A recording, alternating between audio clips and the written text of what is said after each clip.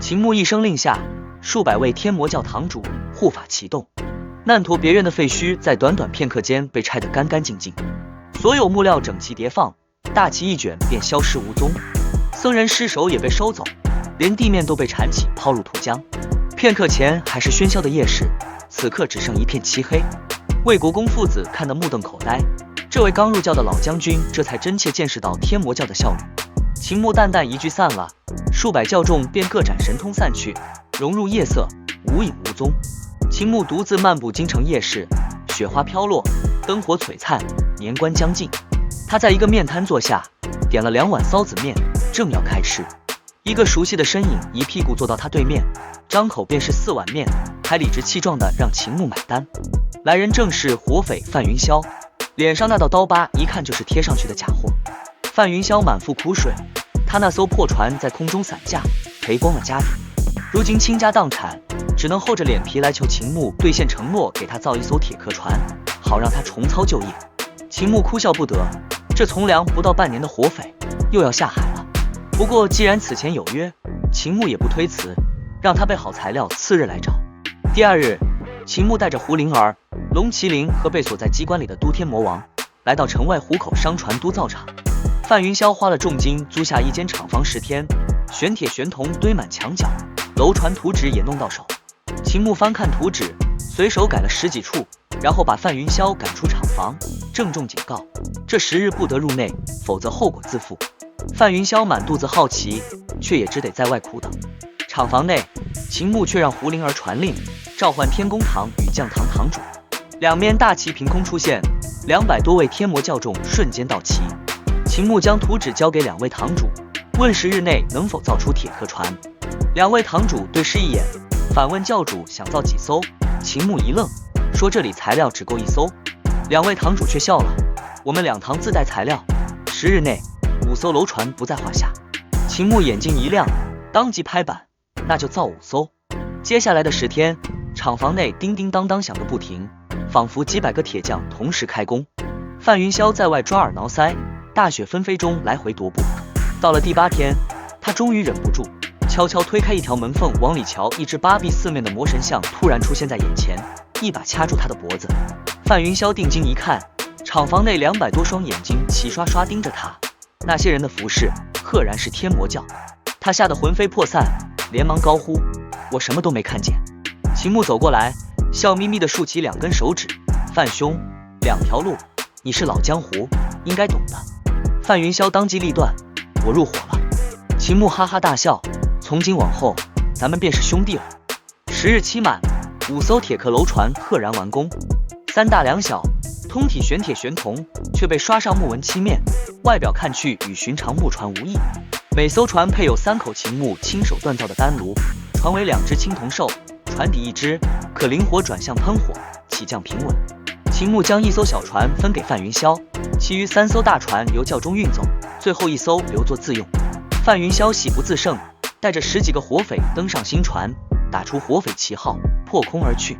南下途中，他却发现不对劲，飞了数万里，竟始终不见太阳。天空中那层阴云似乎没有尽头，直到飞入南海，眼前豁然开朗，骄阳洒满海面。他回头望去，倒抽一口冷气，一朵无比庞大的阴云覆盖了延康国的全部国土。而此刻的京城，秦牧正准备登船回大墟过年，却被一纸圣旨紧急召入朝堂。金銮殿上，文武百官黑压压一片，严峰帝面色凝重，开口便是石破天惊：诸卿有10多日没见过太阳了吧？朕也没有，非但朕，整个延康国都没有。从漠北到天南，从东海到西江，大雪持续6、7日，一朵云盖住了我延康全境，朝堂哗然。延康国南北9万里，东西8万里，全境降雪，这绝非寻常天象，更非神通者可为之。司农大臣出列，道出更可怕的后果：荆江以南占国土2/3的地区，庄稼将全部冻死，明年颗粒无收。若阴云不散，树将被砍光取暖，引发洪水泥石流；若粮食不济，饥民造反，社稷危矣。有文官趁机弹劾，称这是国师变法，触怒苍天。炎封帝勃然大怒，当场下令拖出去砍了。他怒不可遏，变法的是朕，不是国师。天怒也是怒朕，朕要的是能臣干吏，不是只会嚼舌根的废物。满朝文武噤若寒蝉，无人敢言。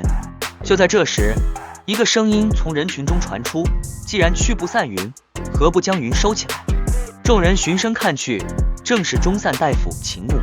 秦牧上前提出以军中火葫芦之法为鉴，让全国神通者炼制宝器，将各地阴云收入其中。皇帝亲自出京，为天下表率，收云救灾。天策上将秦简出列，认可此计可行，但军中只有100万火葫芦，远远不够。秦牧却道：各地官员、世家、江湖散修皆可出力，各司其职，再辅以军中强者之援，可收70%阴云。炎封帝眼睛一亮，却又有人跳出来反对，称让皇帝出京太过凶险，恐遭刺杀。炎封帝却笑道：天下都快没了，朕这条命算什么？秦牧又道：待雪化后，还有一策，让天下神通者下地助农。稻谷抽穗若无风，便请神通者送风；杂草丛生，便请神通者除草；虫灾霜冻，便以火除霜，以法御寒。这便是圣人之道，无异于百姓日用。此言一出，又有文官跪地痛哭，以头呛地，痛斥这是魔道之言，祸国殃民，请诛秦牧。炎封帝却冷笑一声，当场将其革职。拂袖道：你们拿不出主意，只会攻讦能臣，朕养你们何用？随即对秦牧道：中散大夫，此次赈灾，你随朕去。秦牧面露难色，婉言道：臣还要回家过年。炎封帝哈哈大笑，准他保举数人代劳。秦牧当即举荐了几位能员，炎封帝一一应允。一旁观政的魏国公看得心惊肉跳，暗自嘀咕：这位小教主真是钻营的好手，趁国师不在，3言2语就把天魔教的人安插进了朝廷。国师若在游山玩水几日不归，只怕连皇帝都要成天魔教的人了。话说回来，国师这些日子到底去哪了？此刻范云霄的追云道船早已飞入南海，而那朵笼罩9万里的阴云依旧沉沉压在延康国上空。一场关乎国运的收云之战即将拉开序幕。